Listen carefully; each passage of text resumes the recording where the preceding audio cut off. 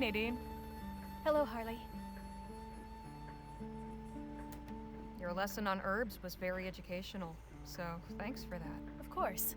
I hope the knowledge is of use to you someday. I've still got old Captain Boylan on my mind. Think he'll be all right? I think so. He seemed much more at peace when we left him. I'm just glad our intervention did some good. Phil's music has livened up the journey some.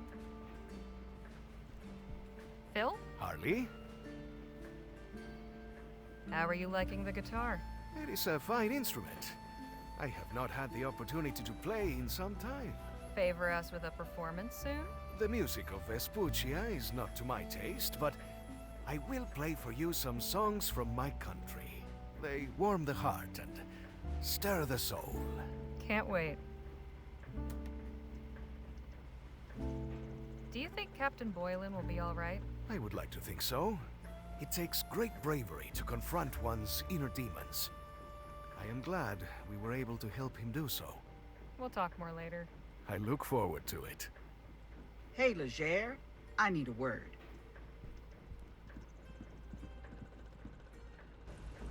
Yes? There's a stopped wagon up ahead. Freighters from the look of it. I'll pull over. Go see if they've got anything worthwhile for sale. Will do.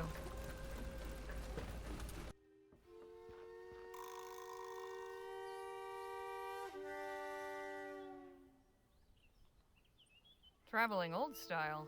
Not so many of these on the roads anymore.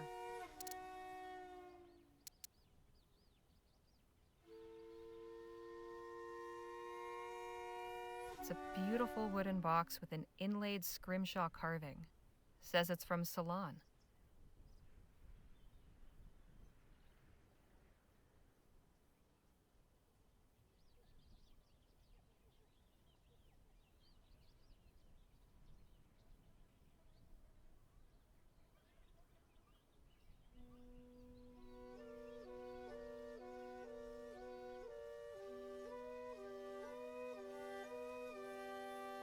It's addressed to the Widow Bonelli.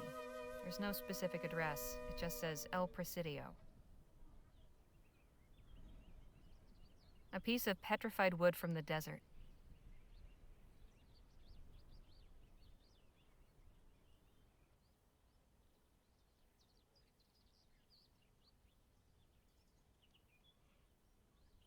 An old Spanish doubloon. An ancient arrowhead I found buried in the desert. Leftover tea from the other side of the world. It's got a nice fruity aroma, kind of sweet.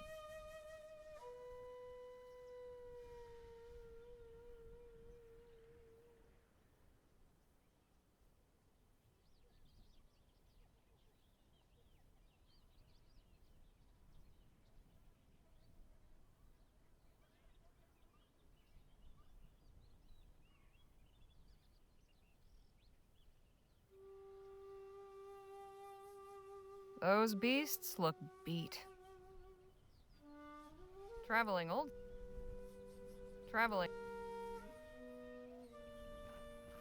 Excuse me, ma'am? Oh, hello there. Where did you come from? The wagon just down the road there. I was coming to see if... Hold up there, stranger. Pa, what are you doing? State your business. We do not want trouble.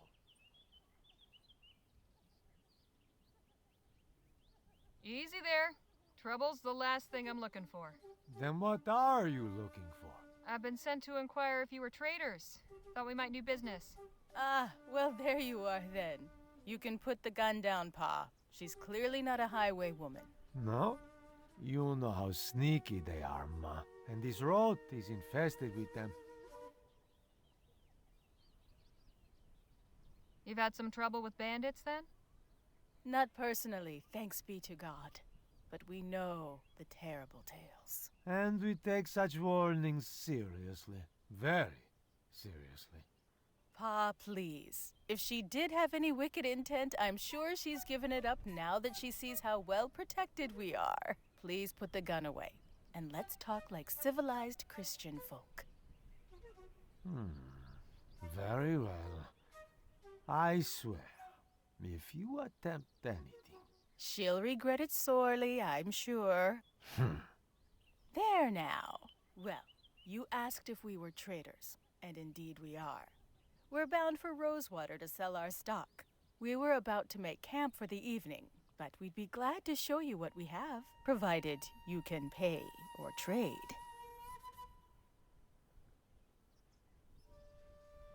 Rosewater, you say? We've just come from there ourselves. Is that right? We've made the trek many times. It is never dull. It's been eventful for us as well. Oh, I'd enjoy hearing about your journey. How about your folk camp with us tonight? Make an evening of it. A chance to trade stories as well as wares. Now, Ma, is that a good idea?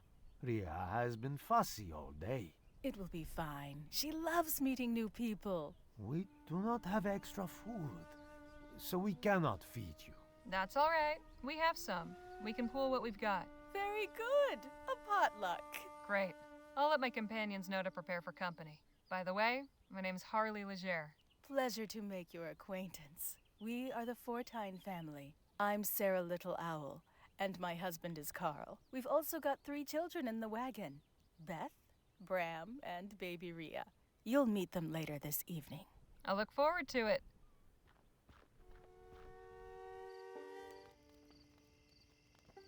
What a nice evening. I'm so glad we did this. Seems Gegi's taken a shine to Miss Johnson. She's a fine dog. With a little training, she'd be a fine trail companion. Oh, I don't think we'll bother with all that. Fair enough. If you'll excuse me, I'm going to the other fire. Take Gegi along if you want. All right. Come on, girl.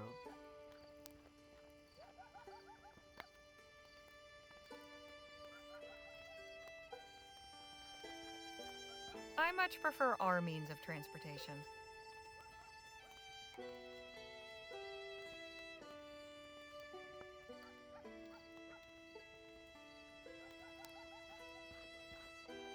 That was a good meal.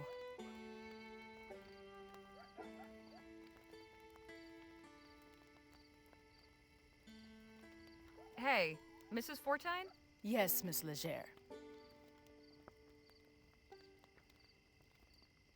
I'm curious to know how you and your husband met. We both worked for the Gold River Trading Company. I'd already been at the lodge for a few years with my brothers when he first came through. We courted for a while, and eventually decided to elope. Love at first sight, huh? It took a while to get to know him, but I could see he was different from the other trappers. Brutes and wild men, but not Carl. After we were married, we both left the company and came west to work independently. Are you from Western Vespuccia originally? No, I'm Cheyenne. We come from the southern part of the province you call Rotterdam. Your friend, Miss Redbird. Who are her people? I asked, but she doesn't know herself. We met her at an Otham village, where she was staying as a guest. I see. Well, send her my way when she has a moment. I'd love a chat. You folks been to Rosewater often? Several times, yes. We usually spend the winter there. Ever since they extended the rail line, we can go there and sell to traders who ship our pelts back east. Actually, Ria was born in Rosewater. You don't say. Have you had your dog long? Only a few days. We adopted Gegi from a traveling carnival we passed some miles back. Pa wasn't too enthusiastic about it. But I thought it would do the children good to have a companion. Although I have noticed that Bram starts to sneeze something awful when she's around. I hope he gets over it. How did you come up with the name Gegi? Oh, that was Ria's doing. Gegi is her way of saying doggy. We all thought it was adorable, and the name stuck. So, what's the trapper's life like? It can be rough, but I like the freedom. We can go where we want, when we want, without any boss telling us otherwise. It's not too dangerous for a young family? The children are born to it. They can hunt and trap with their eyes closed. Besides, we don't go after anything dangerous. Mainly deer, elk, and beavers. Your children seem very capable. How old are they? Beth is 14, Bram is 9, and Ria is 18 months.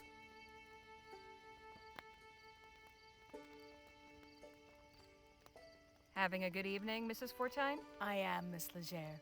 I'm so glad we did this.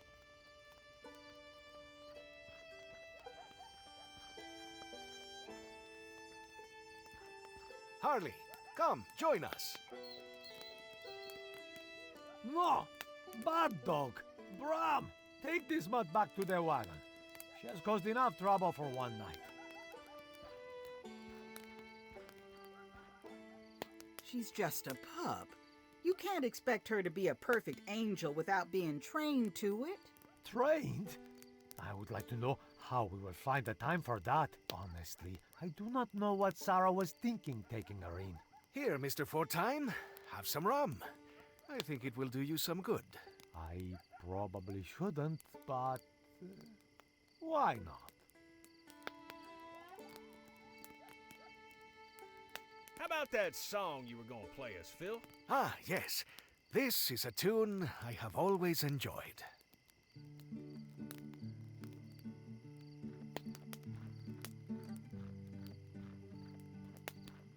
Good evening, Harley. Hi, Nadine. And who's this? This is the Fortine's eldest daughter, Beth, and their youngest, Rhea. Good to meet you, Beth. I'm Harley. How do you do?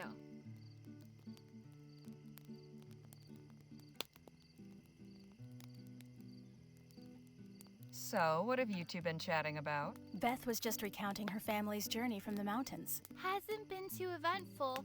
Most interesting thing we've seen is a traveling carnival. Of course, we didn't get to see much of it on account of Pa. He kept saying there were a bunch of hucksters and thieves looking to steal our money. That dog of yours is real cute. Oh, do you think so? I'm not fond of dogs, but Ma got him mostly to keep Bram entertained, I think. I worry when she gets too excited around the baby, though. Sweet baby. Quiet. Yes, Rhea's very good-tempered. Not like Bram at that age. Whew! He was a little terror. Mrs. Fortine told me to send you her way, Nadine. I think she wants to talk to you. Oh, all right. Thanks for letting me know. I'll just leave you both to it. Excuse me, but it's getting late. I should put Rhea to bed. Very well. It was nice talking to you, Beth. And you. Good night.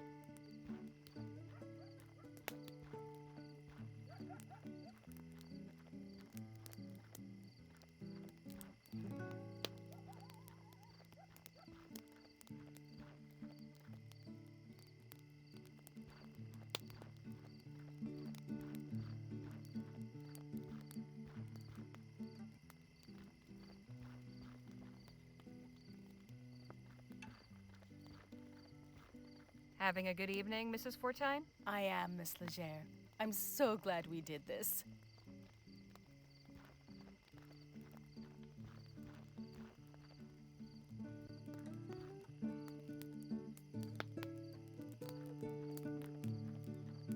The tent I'm sharing with Nadine.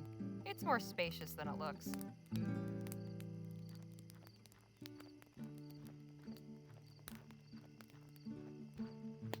Hey, Miss Johnson? What do you need? I noticed you and the dog were getting on well. She's sweet. This family don't appreciate what they've got. Not everybody's cut out for taking care of others. Phil's not bad, is he? I've certainly heard worse. Think I'll be retiring soon. Early start tomorrow. You're always the first one down. Be nice to have you stick around a while longer. Think so, huh? Sure. This is our chance to wind down. Enjoy each other's company some. We'll see, but I ain't making any promises.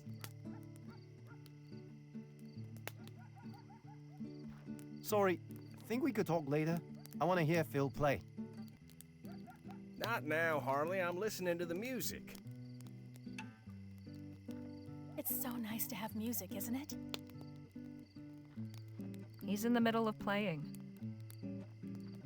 Mr. Fortine, Yes? just wanted to tell you, your family's lovely.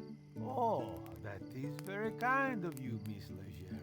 I am blessed to have such a loving wife and children. Quite fortunate. Ironic, really. How do you mean? Most folk mispronounce my surname as Fortune if they see it written down. There's supposed to be power in names, right? Maybe even wrong ones. How did you come to meet Mrs. Fortine? Oh, well, I was working at the Gold River Trading Company, and she came in to work at the lodge with her brothers. The other trappers treated her and her kin like the dirt they walked on. But eventually, I convinced her I was different. Decided we should elope a short while after we began courting. The fools I worked with did not look too favorably upon me marrying a native girl. So I said to hell with them. We left town and moved out here to make it on our own. Been doing fine ever since. I'd like to know more about your children. Those apples did not fall too far from the tree, thank the Lord. Bram's a great shot, and Beth's as good a trapper as me. Maybe better. I just hope that does not cause trouble when the time comes to find her a husband.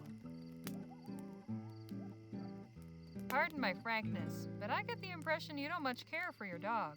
It's not that I don't care for her. I do not believe we can care for her.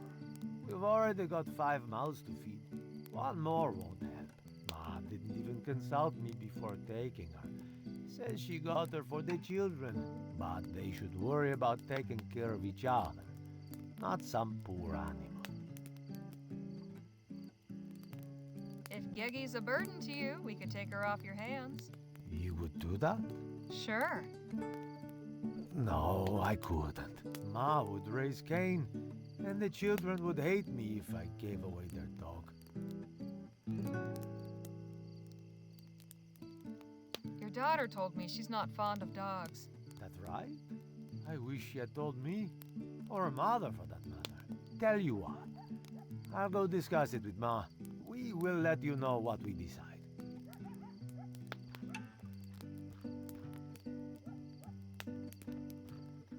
Kind of hypnotic.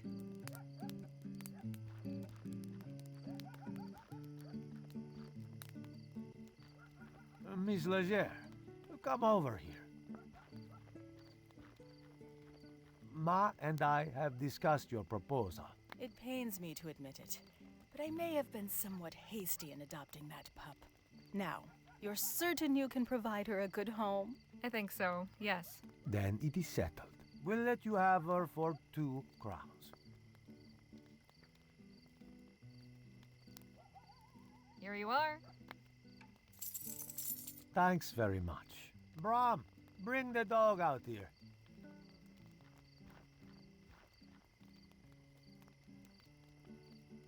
Say goodbye to Gegi Bram. She'll be going with these people now, and you won't be sneezing anymore. Congratulations, Miss Legere. You've got yourself a dog. Who's a good girl? Okay, go play over there now. We should probably call it a night, don't you think, Pa? Yes, we have a long ride ahead of us. It was lovely meeting you and your friends, Miss Legere. Likewise. Best of luck on your travels. And to you as well. Good night.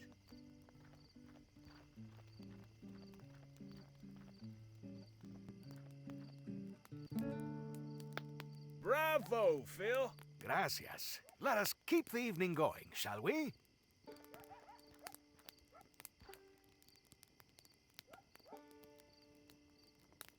You two make a fine pair. I'm glad you managed to convince those folks to give her up. They seem nice enough, but I don't think they were right for her. For one thing, what kind of a name is Gegi? I take it you're calling her something else? Yep, her name's Lisa Lou now. Good choice. She looks like a Lisa Lou. I'm glad you think so. She's enjoying the warmth of the fire.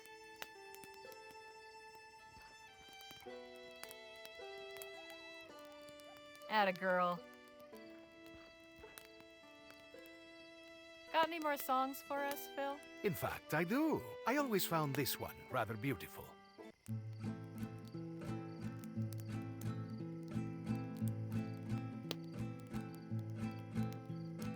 Dime que me haré, sin tu amor, flor silvestre.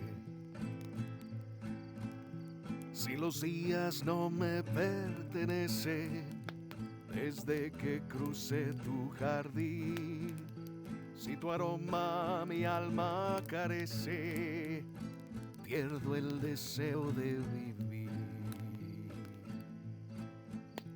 Y cuando volveré a en mis brazos tenerte. Si estando libre tú eres feliz, cuando nadie tu paso detiene, la distancia no se compadece de estos ojos que sufren por ti. Y vivo la ilusión de que un día regreses. Entre abrazos y caricias confieses que no hay vida sin mí. Y dime qué me haré sin tu amor, flor silvestre. Si los días no me pertenecen desde que crucé tu jardín, si tu aroma mi alma carece, pierdo el deseo de vivir.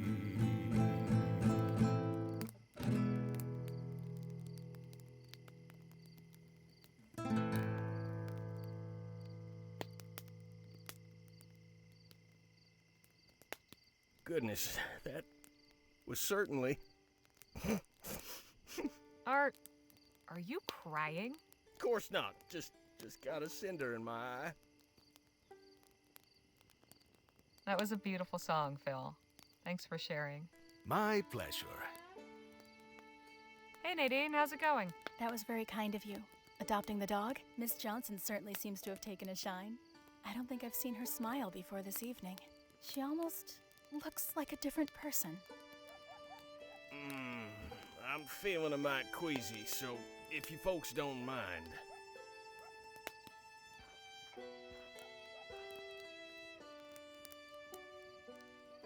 Hey, Danny. How's your evening been? I really enjoyed meeting the Fortines. It's nice to see a family that's so close. All that time on the road and in the mountains, with only each other to rely on. It can't be easy, but they clearly make it work. I think maybe I'll ride my parents next chance I get. Time for me to call it a night. Good night, Harley. Buenas noches. Sleep well. Night, Legere.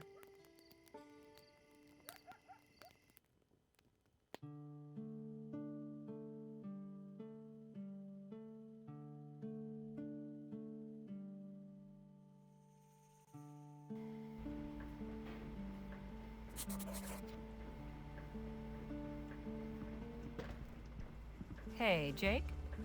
Yeah, Harley? It was nice to spend time with that Trapper family.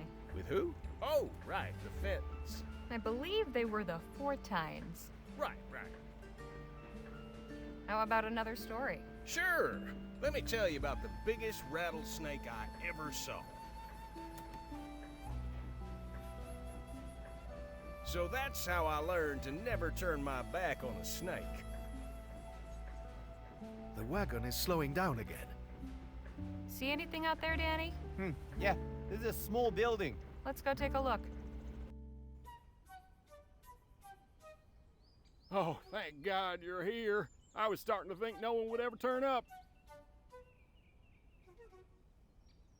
What's the matter? The post office has been overrun. Let me guess. Rats? Rats.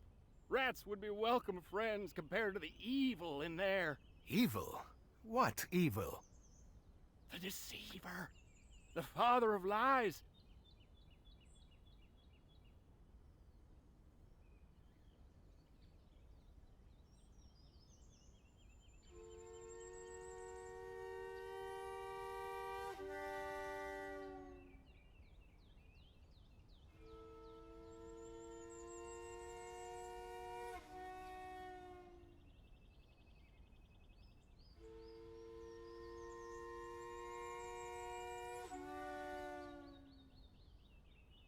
You're saying the devil is in your post office?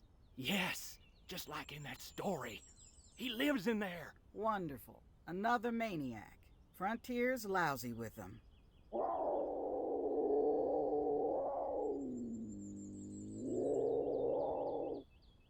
Then again, maybe not.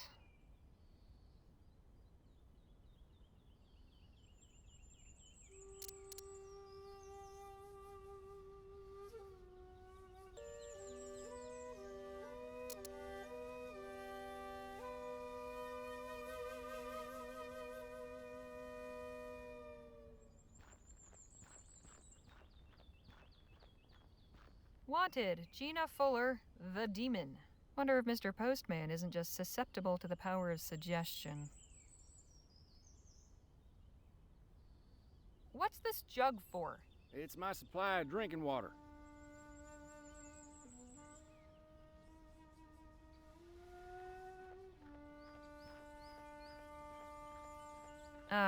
Mr. Postman? Yes? What is it? I'd like you to tell me exactly what led up to your current predicament, and give me every detail. Very well. I arrived last night with a load of mail from Bly, up north. Passed the night here and spent the morning sorting and tidying, getting ready to continue on to the next station in Wolf Spring. About midday, I stepped outside to ready my horse. Then I heard the most awful noises coming from inside. Sheila heard them too, and bolted off like a shot. Saving her own skin, I can hardly blame her. When I looked in, I beheld a most dreadful scene. Blood everywhere. Sounds of snarling and crunching bones, and his horrid shadow on the wall. Huge and horned. I ran out here to pray for help, and ain't moved since.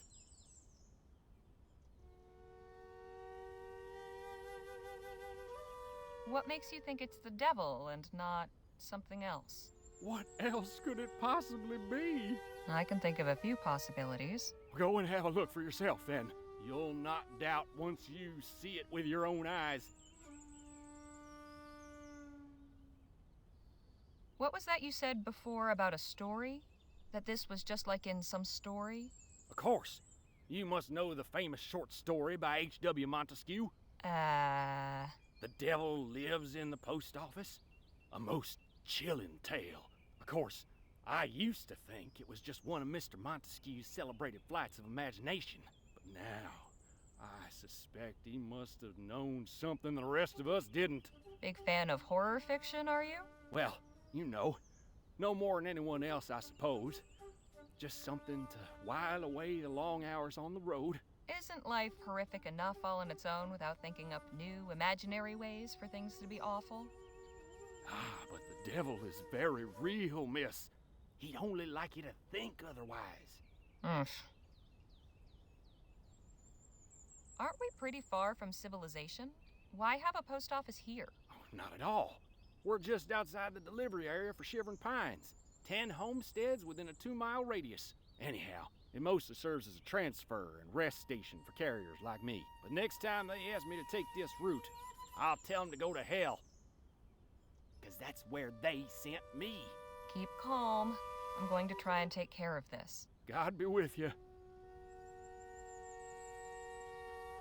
Hey, Miss Johnson? What do you need? What do you think's in the office? Not the devil, that's for sure. Hey, Jake? Yeah? Do you believe this fellow? About it being the devil in there? I don't doubt he believes it, but I also think the poor fella's got a wild imagination. Nadine? Yes? What's your take on all this? I'm not sure, really. Obviously, it's nothing supernatural. I believe the explanation will be far more mundane. Hey, Danny? Yes, Holly. Any thoughts on what could be inside the post office? Whatever it is, it sounds scary. I don't think it's the devil, though. Phil? Harley? What do you think, Phil? Is that the devil in there? If it is, I am not going to be the one to find out.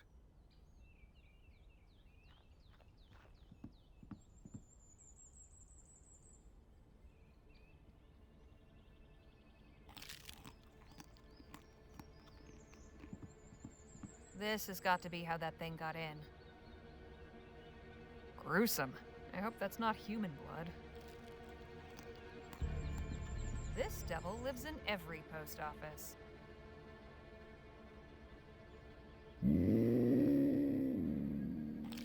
Whoa, that's close enough. I have a feeling the mail will be delayed today. What in the ether?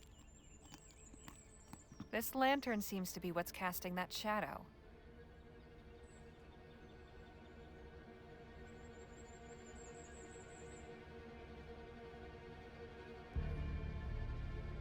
Glad it's not my job to organize those.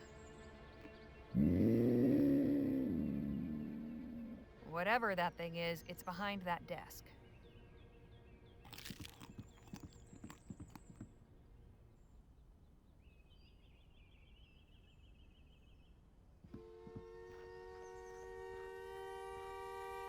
Hey, Jake? Yeah? Got anything on you that might help the situation? Aside from my gun, you mean? Well, I got my pocket mirror, but I don't see how that can help. I'll take that mirror for a spell if you don't mind. Okay. Curious to see what you do with it. Hey, Danny? Yes, Holly.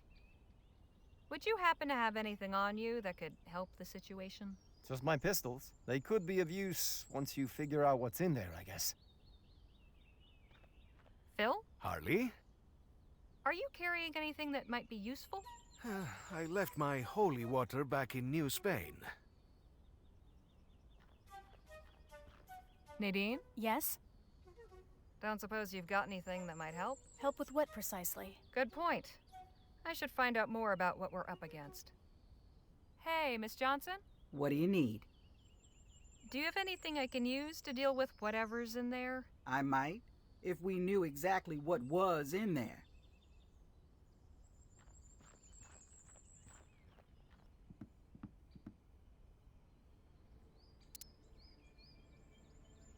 I'm surprised Jake can see his whole head in this thing.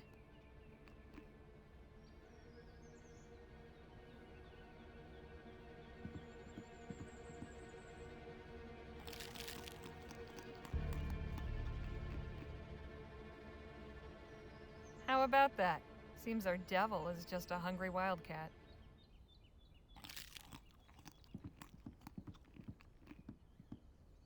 Got some good news for you. Oh? It's not the devil in there, it's a wildcat. I knew it! Jumped in through the window, looks like. Right now, he's having a fine time feasting on a fresh rabbit. Oh. Are you certain? The devil takes many forms. I'd stake my life on it. So what do we do about it? I'm open to suggestions. Easiest thing to do would be to scare it off. I could fire a warning shot, that ought to spook it. I'm not sure. It seems dangerous. I don't think I could lasso it safely. I do have some firecrackers the trapper's son gave me. I could scare it off with those. The poor creature's probably frightened to death. It sure didn't seem that way. Animals often act vicious to mask their fear. Not that different to humans. True enough. I've still got some valerian and golden poppy. I could slip them into a bit of meat to sedate the animal so we can safely remove it.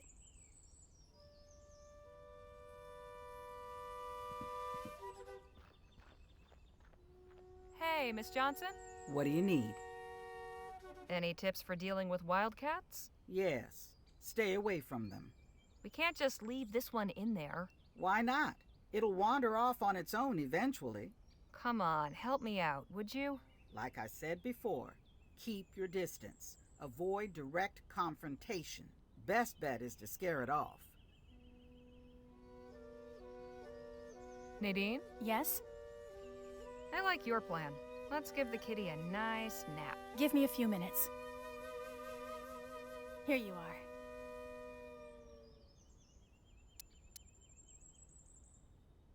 Nadine's drugged this meat. Hopefully it'll put that beast right to sleep.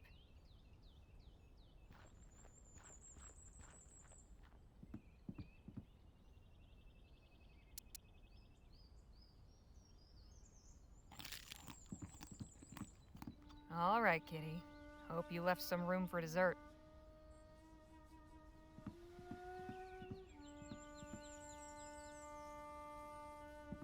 Andy's She's down for the count.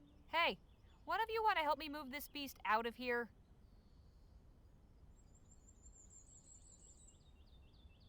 Nice going, Nadine. Your plan worked like a charm. I'm glad we were able to get the poor creature out safely. You might want to leave your windows closed when you step outside from now on. Oh, I most definitely will. Guess we should head back. God bless you folks.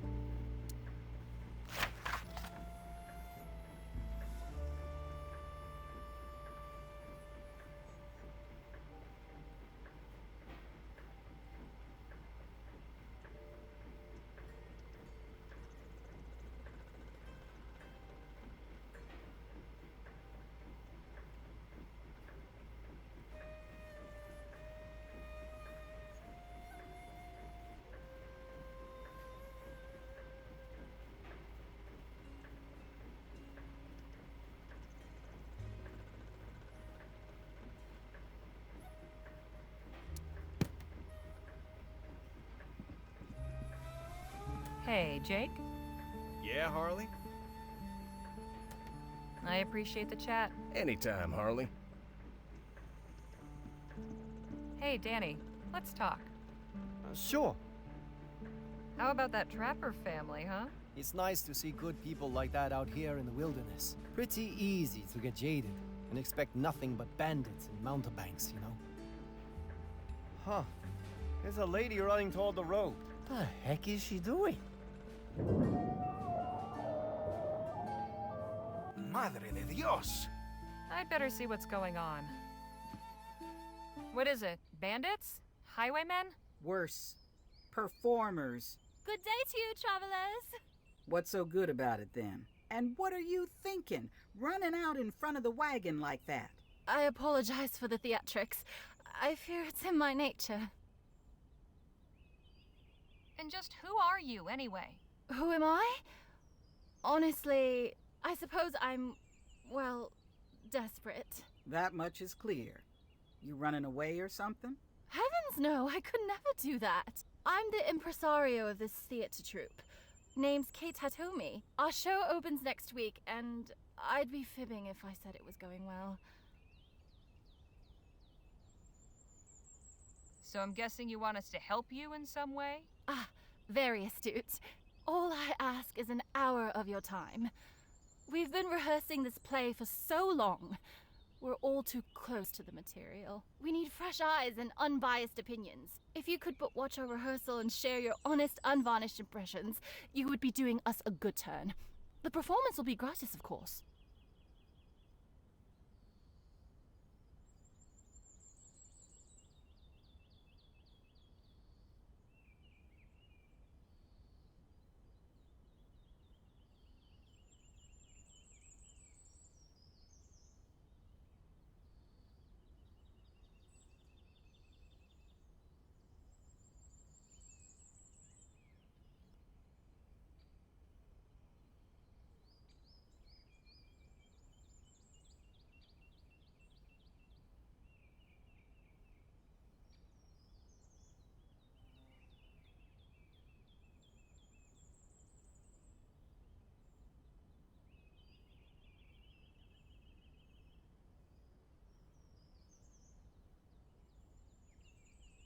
Sounds like a good time. What do you think, Miss Johnson? I think it sounds like an excellent chance to get a few winks. I'll park just over there. Y'all have fun.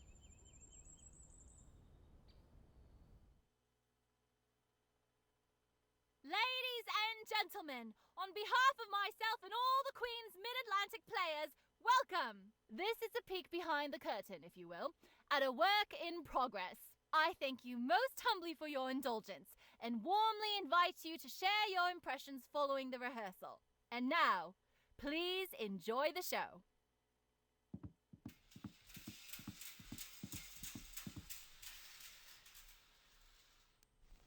Once upon a time, in a faraway land, there lived a beautiful and charming princess. Oh, I love my land. The people are kind, the water fresh, and the days are sunny and bright. The princess was loved and admired by everyone in the land, except one. An evil wizard coveted the kingdom and kidnapped the princess, intending to marry her and gain the throne. To ensure she could not escape, he summoned a terrifying dragon to guard her.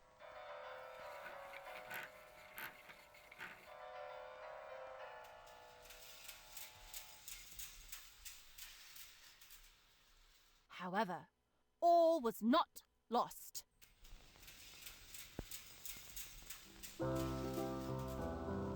For a young hero rose to the challenge. I shall battle the dragon and save the princess. That is, if my dear mother lets me.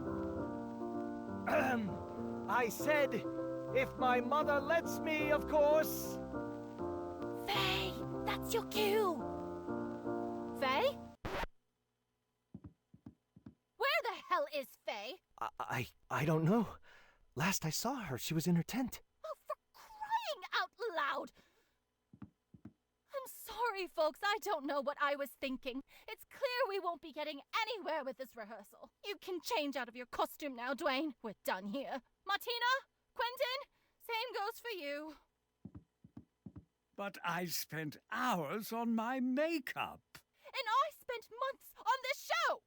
Look where that's gotten us! Everything I do to keep all this together, and you lot can't even turn up on stage now and then to hit a mark and say a few lines. Off with you, I need to think. I really must apologize for wasting your time. I knew the show needed some work. I didn't realize it wasn't fit to perform.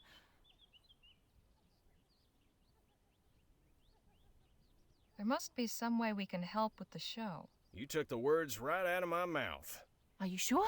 Much as it pains me, I can't honestly say we aren't in need of help. Certainly. Well, I'm curious to hear your suggestions. But right now, we need to find out what's wrong with Faye. Your doctor friend went to examine her, but I think she's just having one of her tantrums. You know how actors can be. Or perhaps you don't. In which case, consider yourself lucky. I'm going back to the stage. Come see me if you have any ideas. So, any ideas? Perhaps. Excuse me. I'm going to have another look at the stage. Danny and I are gonna go talk to the two fellers playing the wizard and hero. I think you should help Miss Redbird see to that Faye woman. Anyhow, we'll see if we can't get this show in halfway decent shape. Come on, Danny boy.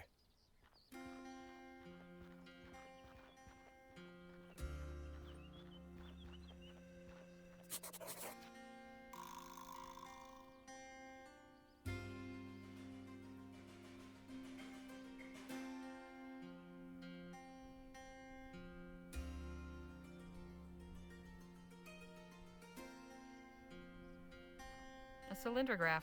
It's for playing music on wax cylinders.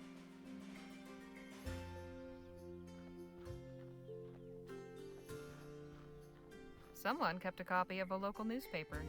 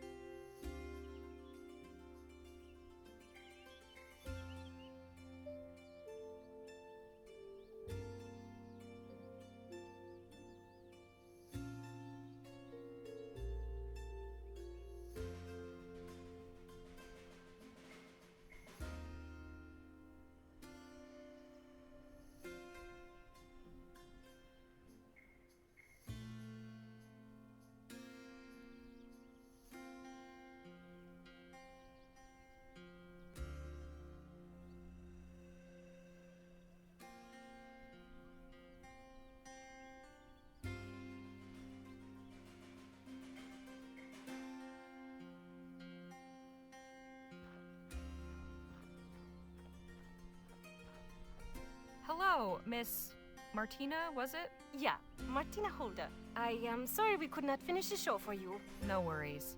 My companions and I are trying to help your director make it better. Ah, good. We do need the help. When did you join this troupe? Oh, about 4 years ago. Then my English was not so good, so I did not get many parts with words, but I am getting more and more lines in the new shows. What were you doing before joining this troupe? I was living in Bright Bay, working as an art model. One evening, the artist I modeled for took me to the theater to one of Miss Hatomi's shows. Afterward, he told me he was leaving to go to work for a new patron in Italy. He could no longer keep me. So he took you out to lessen the blow? Not exactly. It turned out he knew Miss Hatomi. He had painted some backdrops for her. He took me backstage after the show and asked her to let me audition. I was shaking. I cannot even remember what I said. I had never acted before, you see. But fortunately for me, Miss Hatomi decided to take me on. Otherwise, I would have been out on the street. I'd like to know about your castmates. They are fine people, and I am lucky to know them. Mr. Ellis always has stories and jokes to make me laugh. He reminds me of a big bear.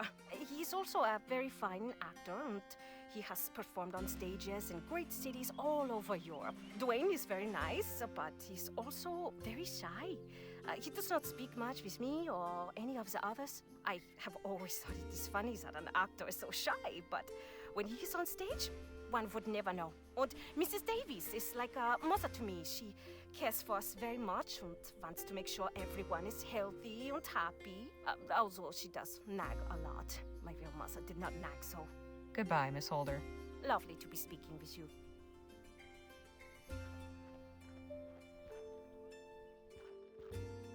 Oh, another visitor.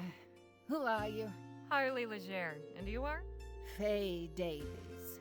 I don't expect it's a name you've heard. And as I was explaining to your friend here, not a name I expect you'll hear very much in the future.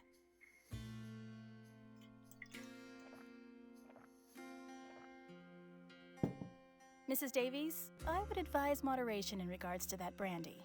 Dear girl, I understand you like to dabble in medical matters. Let me assure you that this is the only medicine that works for me.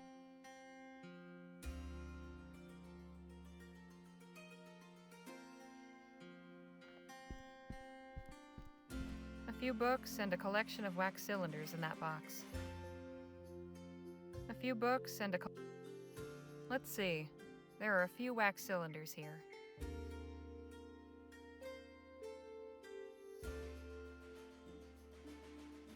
I don't want to be juggling these.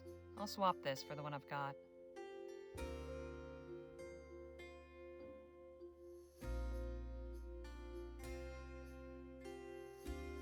A poster for some show I've never heard of called The Dissembling Mechanism. Apparently it opened on New Year's Day.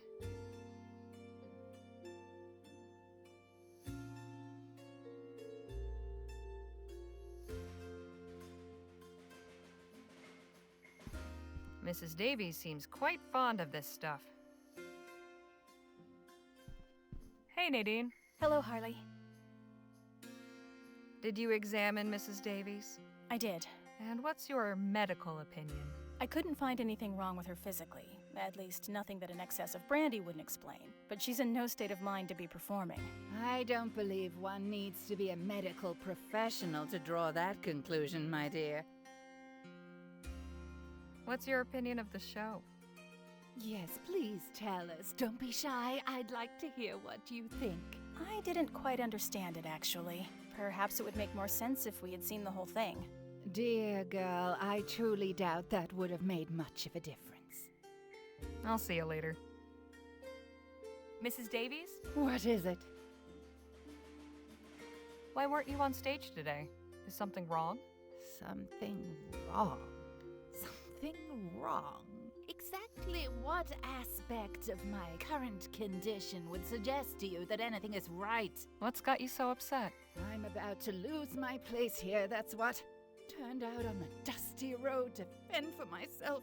I'm simply overcome with the sheer injustice of it all. You think you're being dismissed? Why's that?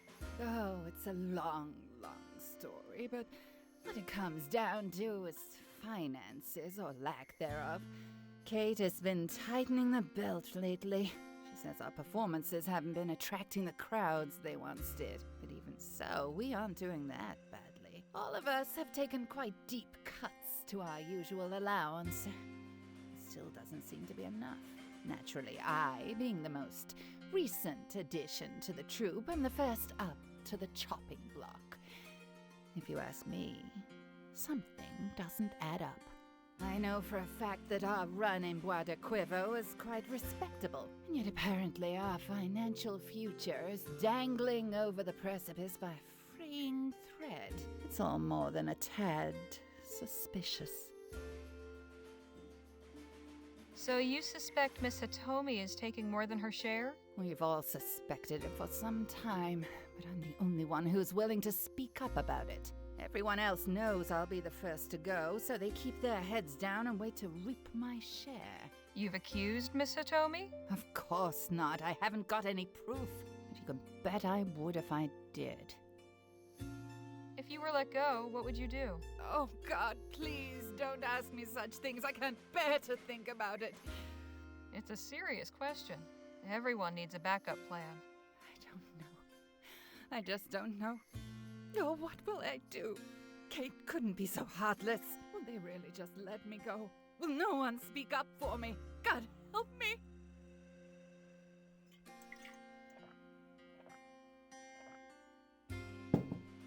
There now. I'm sure there's a solution. How long have you been a member of this troupe? Oh, not long at all. Less than a year. I was the last one to join.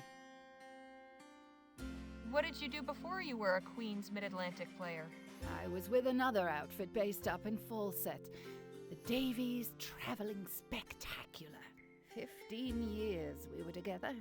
Anton, my husband, was our director, and I was the star. When I got too old to play the princesses and heroines, Anton would cast me as the ravishing queen. He always made sure I had a spot on center stage. 16 months ago, he passed away in a stagecoach accident. An enormous tragedy. I'm terribly sorry. So were we all. Anton was the fiercely beating heart of that troupe. Absolutely irreplaceable. The others couldn't imagine going on without him. So everyone just went their separate ways. Just like that, everything was gone. My heart's love, my director, my troupe, my livelihood. I'm sorry. So, how did you come to join Miss Hitomi's troupe? Oh, the traveling theater world is quite small, you know. We all know one another and meet on the road from time to time. Kate heard what happened and wrote me a letter of condolence. We corresponded for a while. Eventually, she said she was passing by Fawcett and offered to take me in. Quite simply, she took pity on me. What drew you to the stage? I've known I wanted to act since I was a girl. I would put on shows for my parents and the village children. I traveled to Fawcett to audition for Anton Davies' Traveling Spectacular. He had just formed the troupe then. First, I became his star actress, and soon enough, his wife. What can you tell me about the other players? Oh, such sweethearts. They've taken me in like a second family. Martine, especially. She's the daughter I never had. Dwayne is a good boy, but he keeps to himself. And dear Quentin. He and I have something of a friendly rivalry. Although he can get quite competitive at times, the old ham. I'll just leave you to it.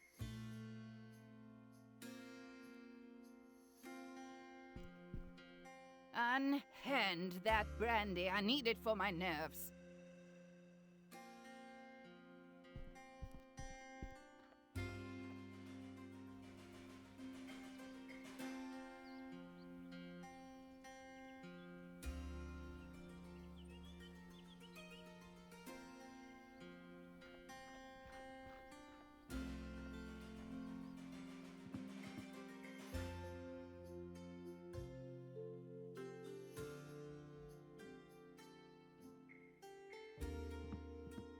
not terrible as far as props go, but it could use some extra oomph.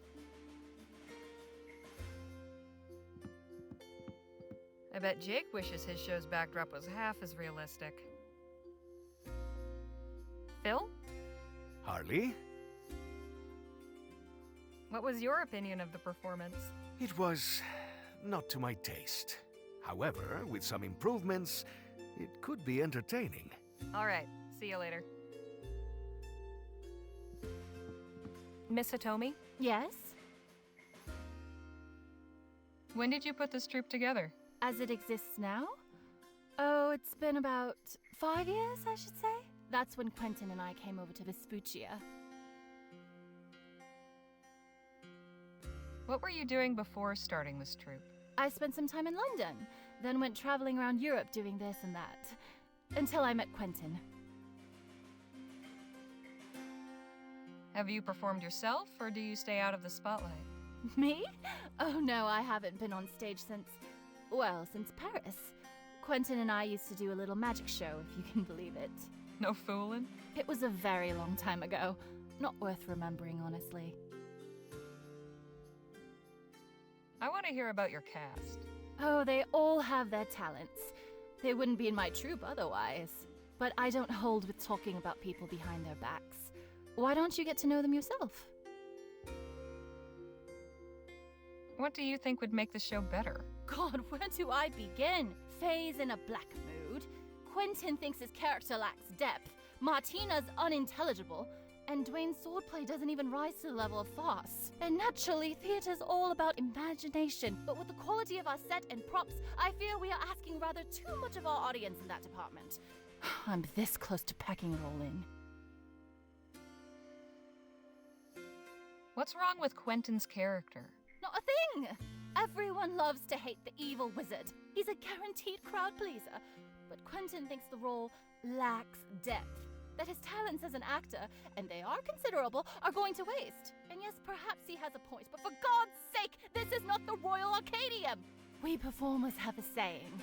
There are no small roles, only small-minded, puffed-up thespians who suppose that entertaining the common man is somehow beneath them.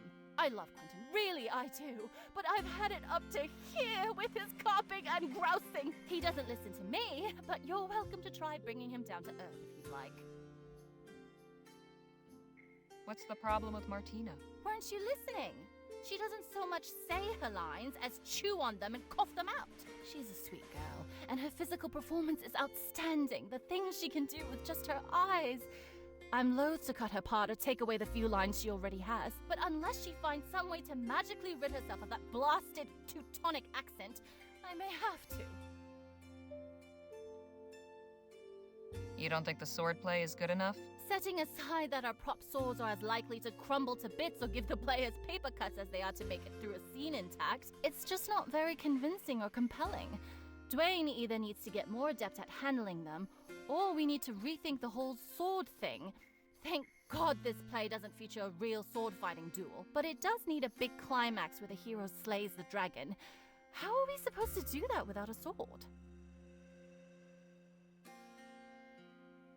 What can we do to make your set and props better? The best thing we've got is the dragon head, but it's not exactly intimidating, is it? Your friend over there said he might have an idea to make it better. Honestly, at this point, I'm all ears. I had a chat with Mrs. Davies. She seems to think her position's in jeopardy. What? Why would she think that? Are you saying you're not planning on letting her go? Of course not, especially not so close to opening night. What a ridiculous notion! Honestly, I don't know where Faye gets these ideas. So long. Take care. Phil? Harley? Had any ideas to make the show better? Yes, I believe so. This dragon head is amusing, but with some pyrotechnics, it could really impress a crowd. You want to make it breathe fire? Ah, indeed. Far more effective, wouldn't you agree? Definitely. But how do you intend to pull it off? I can rig it up quite easily, but I need a fuel source. If you can find me some high-proof alcohol, we should be set. All right. See you later.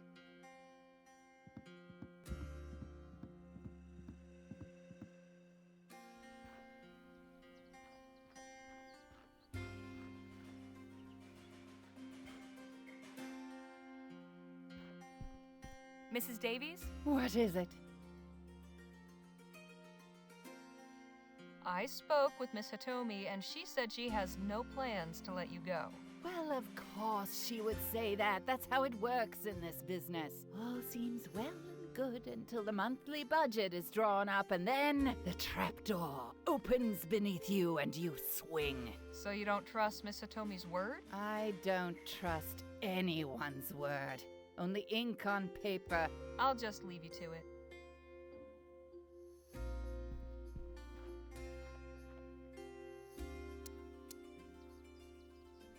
Saloon sing-along.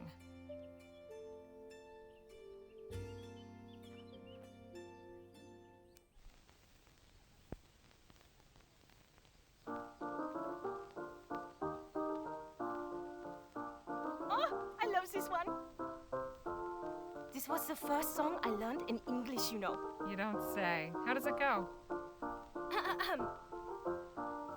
All of the little maidens go strolling along. All of the little boys come to sing them a song. All of the little children start dancing in line. And all of them have such a wonderful time. All have a wonderful time. Interesting. Her accent all but disappears when she sings.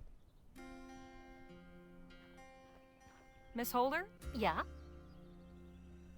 I must say, you've got a beautiful singing voice. Oh, why thank you. I couldn't help but notice how clearly your words come out in song. Yeah, you're not the first to say this to me. I cannot explain it. It is just something which happens. Say, I've just had a crazy idea.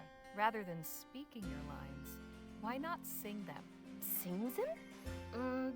That is an interesting thought, but would it not be strange? Strange? Haven't you ever heard of opera? But if only I am singing and no one else? It's a little unorthodox, sure, but isn't that what art is all about? Being expressive, doing the unexpected. I think it will really bring some emotion to the role. It'll be like your character is too pure to just say words. The feeling is so strong she has to sing them. Yeah, I think I see what you are saying. Very well. I will try this next time. Do you suspect that Miss Hitomi might be keeping money from you and your castmates? What? No, never. Mr. Tommy would not do such a thing. Who has told you this? Was it Mrs. Davies? Well, yes. I am not surprised. I think that of all of us, she is easily the most dramatic. Goodbye, Miss Holder. Lovely to be speaking with you.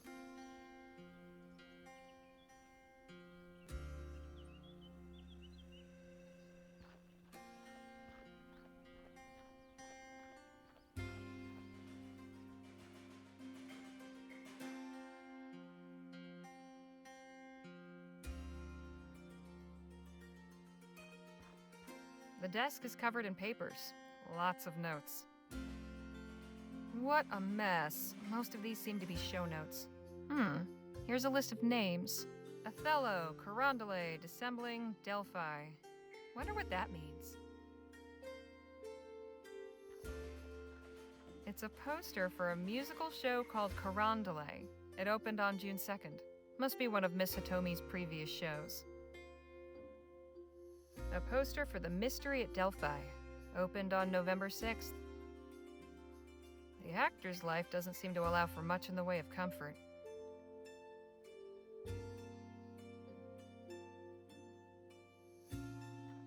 A traveling trunk. Looks like it's been quite a few places. All sorts of costumes, fake beards, and other theatrical accessories. All sorts of...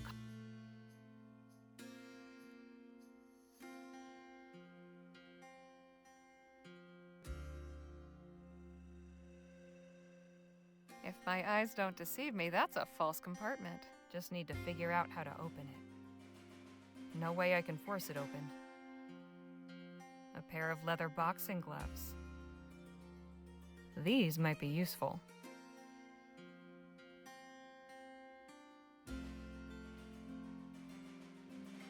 All sorts of a brass button. A brass button. A brass button. A brass... A bra. A bra. A bra.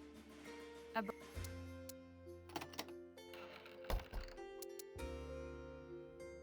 Some leather boxing gloves.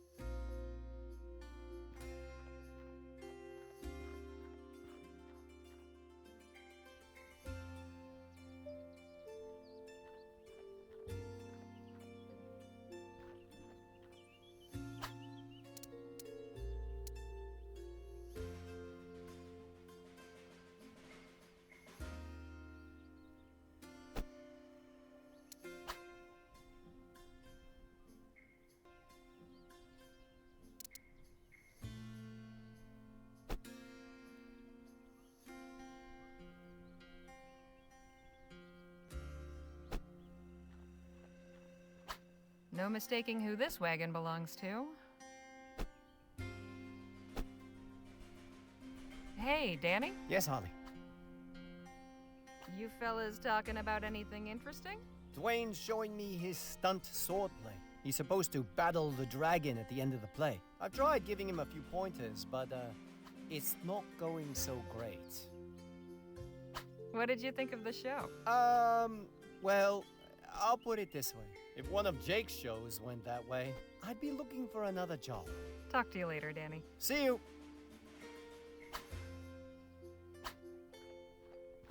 Suppose being an actor requires a certain attention to one's physique. That thing's been through the ringer a few times. Hey there. Oh, hello. What are you doing with that sword? Practicing for the show. I didn't get to do my big fight scene with the dragon. How did you end up on board with this crew? Oh, I met Miss Hitomi and Mr. Ellis back east when they passed through my town in Appalachia. Snuck out of the house to see the show. I went backstage after to ask if I could audition to join. Miss Hitomi said no. So, after they packed up for the night, I stowed away in the wagon. Rode halfway to La Roche before they found me. That was when my real audition happened. Mr. Ellis spoke up for me. He said, "Now, Katie, my dear, you would be a bloody fool to leave the lad behind after a performance like that." What were you doing before joining this troupe? Working on my parents' farm. It was a rough life. It wasn't much to my liking. No glamour, no surprise, no fun, no opportunity to meet anyone interesting. And my father was very strict. All he wanted was for me to marry our neighbor's daughter so I would inherit his land and grow our family's holdings. Eventually, I realized I would die if I stayed any longer. My soul would die anyway, so I left. How did you know you wanted to act? I always liked listening to other people, hearing how they talked. Used to practice in front of a mirror and try to imitate them. Sometimes I'd dress up to get the look just right. Ma didn't like that much. What do you think of your fellow troupe members? Some days I hate them. Most days I love them. And any day, I would die for them. We're a strange little family, you know? Mr. Ellis and Miss Hitomi are a squabbling ma and pa. Dear boy, you must make more time for yourself. There are too few hours in the day as it is. Oh, leave the boy alone, Quentin. He can decide how to spend his time. And Miss Davies is our busybody aunt. Are you comfortable? Have you got everything you need? Is that costume too itchy? So that would make Martina like your sister? No, not quite. Are you sweet on Martina? With all due respect, that's none of your concern, ma'am. Say, you're good at imitating other people. Oh, thanks. It's always been kind of a specialty of mine. Used to get me in a lot of trouble back home, so I only do it for laughs nowadays. I've heard a rumor that Miss Hitomi might be keeping some extra funds. Know anything about that? Oh, sure, I've heard that rumor too, but I don't much believe it. Miss Hitomi takes good care of us. She'd never cheat us out of our earnings. That sword seems to be giving you some trouble. Yeah, I'm having a tough time getting the hang of it. The balance on this thing is terrible, and I'm always afraid of breaking it. I never liked working with prop weapons. But as long as we're doing medieval romances, I guess I'm stuck with this sword. How do you feel about boxing? I'd be happier doing any kind of unarmed fighting style, really. But how am I supposed to box a dragon? With style and panache, that's how. It's all about confidence. And I have a feeling you'd look much more confident without that sword. You don't think the audience would be confused? It's your job to make them believe it. They just want a good show. I don't know. We've never done a boxing scene. I don't really know a lot about the form. I used to do some boxing back in the day. Could show you some moves if you like. Heck, sure. Why not? This whole sword thing clearly isn't working for me. But I'd rather not do it bare knuckle. Not really into the whole suffering for my art thing. Right. I'll see what I can come up with. Thanks. You can get back to your training. Thanks, ma'am.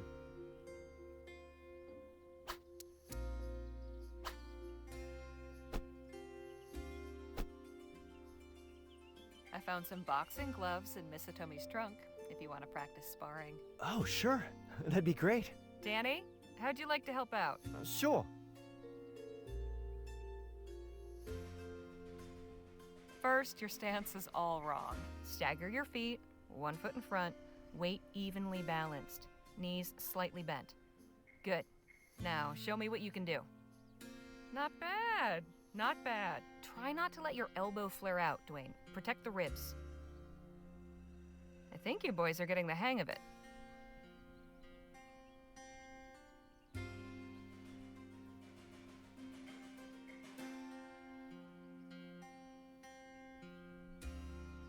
He's busy right now. Keep at it. Doing great.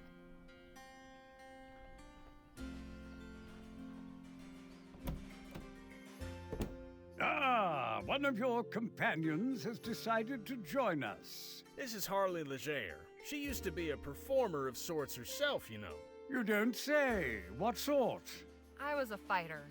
Not sure that really counts. My dear, if an audience paid money to come see you, that counts as performing in my book. I'm Quentin Ellis, by the by. Delighted to make your acquaintance. Likewise.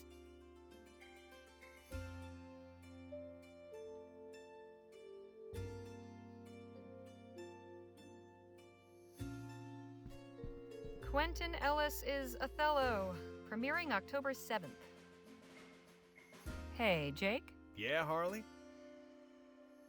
You seem quite at home among these performers. Sure. These are my kind of people. Old Quentin and I have been trading tales about life in showbiz. You ought to stick around and have a listen. You might learn something. How did you find the show? Well, there's definitely room for improvement. I'll just be on my way. Quentin Ellis. Mr. Ellis seems rather versatile. Lots of notes and sketches of different costumes and disguises. Lots of... That is quite a lot of makeup. Could I have a moment, Mr. Ellis? Of course, my dear. Just how long have you been a part of this troupe? Why, since before its inception. That is to say, Kate and I have known each other since well before this incarnation of the troupe was formed. We met in Paris, you see, back in 27.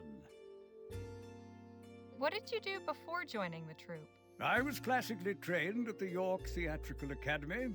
I performed all over England before decamping for the continent. When I met Katie, I was touring Europe playing before the crowned heads. Why, my performance as Othello received a standing ovation from Archduke Hubert of Austria.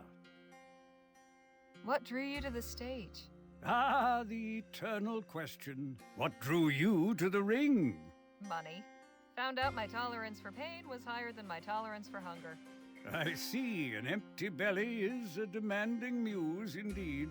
For me, it was love of the art. I was born with it. Paris, you say? What was that like? Ah, those were the days, wild and carefree. We found welcome from a public receptive to our more experimental forays. Nothing like the audiences you find here, mind. Dusty farmers and unlettered cowpokes, the lot of them. I'd like to know about the others in your troupe. Fishing for nasty gossip, are we? Unless you have a couple of glasses and a bottle or two of very good liquor stashed somewhere about your person, you won't be getting any of that from me. Truly, they are good people, and I cherish every one of them. We rely on one another. Granted, we have our occasional quarrels, but what family doesn't? It's true that none of them have my training and decades of stage experience, so naturally they look to me for guidance and mentorship. I heard a rumor that Miss Hitomi might be misappropriating the troops' funds. Poppycock, pure hearsay. I'll bet Faye put that poison in your mind. I have known Katie longer than anyone. She is many things, but never a thief. Is it true you used to have a magic act?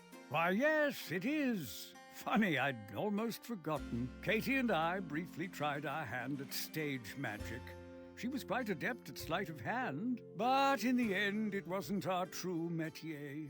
Too much meticulous planning and bulky, specialized equipment. No room for spontaneity and delight. No emotional connection. No, it wasn't for us. Now Katie uses the old magic trunk to store costumes. Miss Hitomi said something about you being unhappy with your character?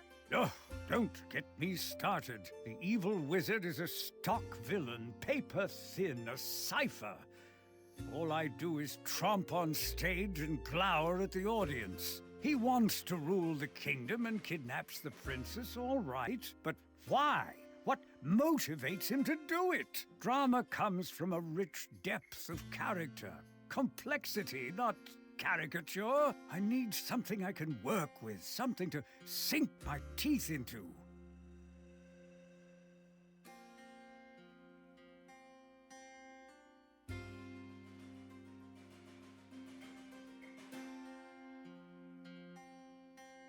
What if Jake and I came up with a better history for your character? Do you think you could? Sure. Harley's got the gift of writing, and I've been known to spin a yarn or two. Very well. I must admit I'm curious to see what you come up with. Why does the wizard want to rule the kingdom?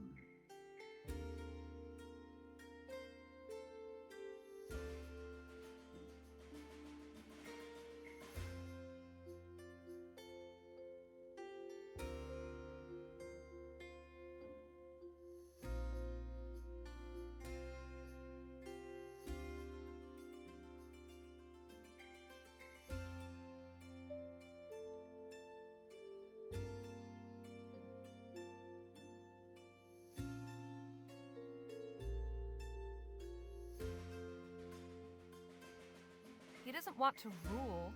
He wants to save the kingdom. Yeah, in his mind, he's the real hero.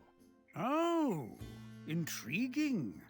A subversion of our expectations. All right, but why does he kidnap the princess?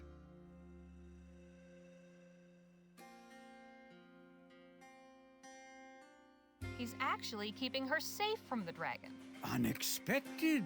I like it. And how does the dragon fit into all this?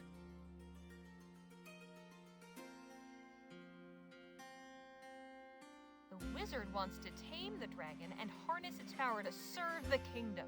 Ah, I see. So truly he's just misunderstood. Yes, yes. Oh, this is a much more interesting and complex figure. The wizard is human, like any of us. He has his own needs and desires. He is conflicted. He strives to do the right thing, however that appears to him. He is the protagonist of his own story. This I can work with. Thank you. Think nothing of it. Appreciate the chat. The pleasure was all mine, dear. Quentin Ellis is Othello.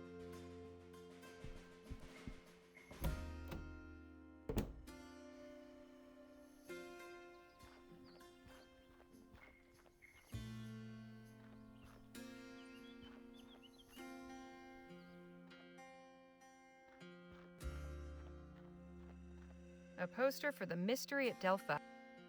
It's a poster for a poster for the mystery at Delphi. It's a poster for a... What a mess. Othello, Carondelet, Dissembling, Delphi. Wonder what that means. A poster for the Mystery at Delphi. Opened on November 6th. It's a poster for a Othello, Carondelet, Dissembling, Delphi. Wonder what that means.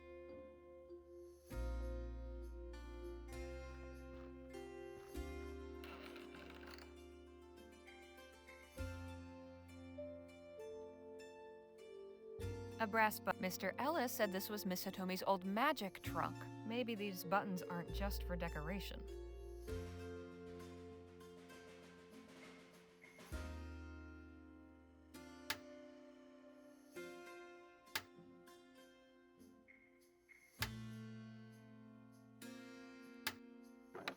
Well, I'll be. Quite a bit of cash in here. So Miss Hitomi is skimming off the profits? Perhaps that book might shed some light on things. Seems to be some kind of diary or ledger. I'd better take a look at this. Huh. It seems Miss Hitomi's keeping the extra money to invest in the show.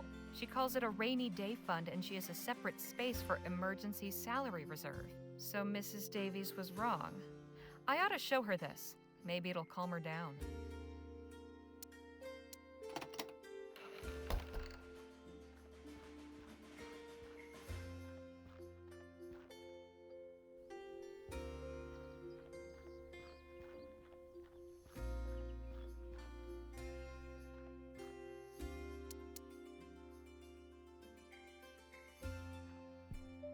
I found this ledger in Miss Hitomi's trunk, along with some cash.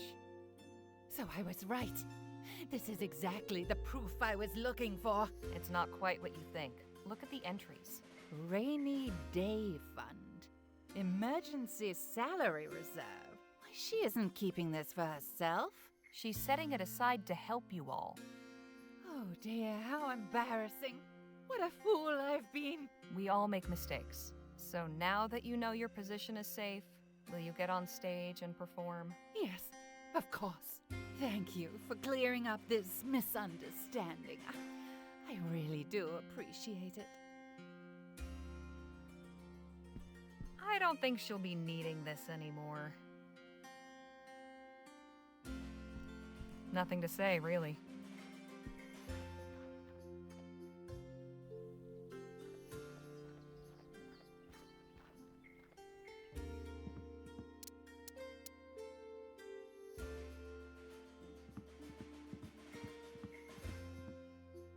Here, how about this for some fuel? Yes, this will work. Excuse me, I must go backstage and set up the prop.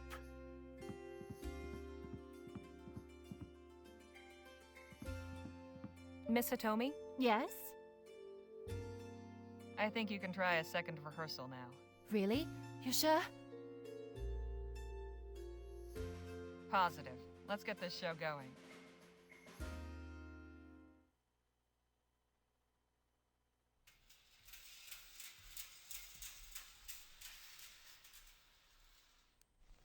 Once upon a time, in a faraway land, there lived a beautiful and charming princess. How I love my land. The people are kind, the water fresh, and the day sunny and bright. The princess was loved and admired by everyone in the land, except one. An evil wizard coveted the kingdom and kidnapped the princess, intending to marry her and gain the throne. Hark! You may think me evil, but wait until you discover my true intentions. To ensure she could not escape, he summoned a terrifying dragon to guard her.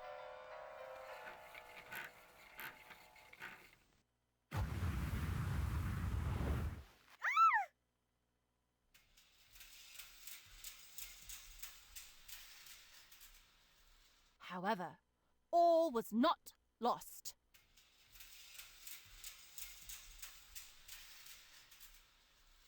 our young hero rose to the challenge. I shall battle the dragon and save the princess. That is, if my dear mother lets me. My dearest boy, proud as I am of your bravery, I worry so for your safety. Fear not, mother, for I shall return victorious from battle.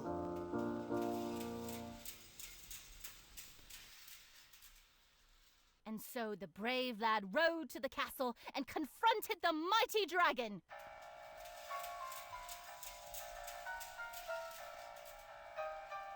Foul beast! Your end is nigh!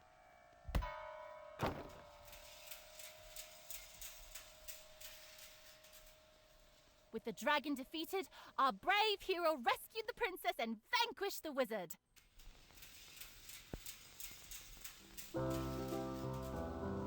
Curses! My plans have been foiled. Oh, my brave son has returned. Ah, your highness, I am smitten by your beauty. Will you marry me? Yes, yes, gladly will I marry you. And they lived happily ever after.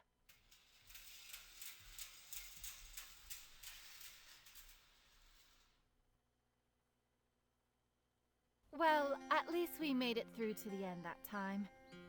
Your fix has made a big difference. It's given me a lot to consider. Quentin has offered to do some rewrites. I'm sure he'll get us in good shape by next week. Glad to be of service. I'm curious to know how it all turns out. Send me a note at the Rosewater Post after you premiere. Gladly. We should be on our way. Miss Johnson has surely awoken from her nap by now. True enough. Break a leg next week, Miss Hitomi. Thank you. Safe travels.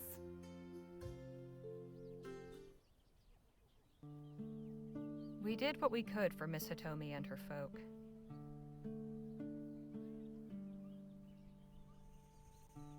In the end, they formed a strange kind of family, and they seemed determined to keep on going. We've kept on going too. The oppressive, arid heat is beginning to give way to fresh breezes and forested slopes as we leave the desert scrub behind and cross into the mountains. Onward and upward.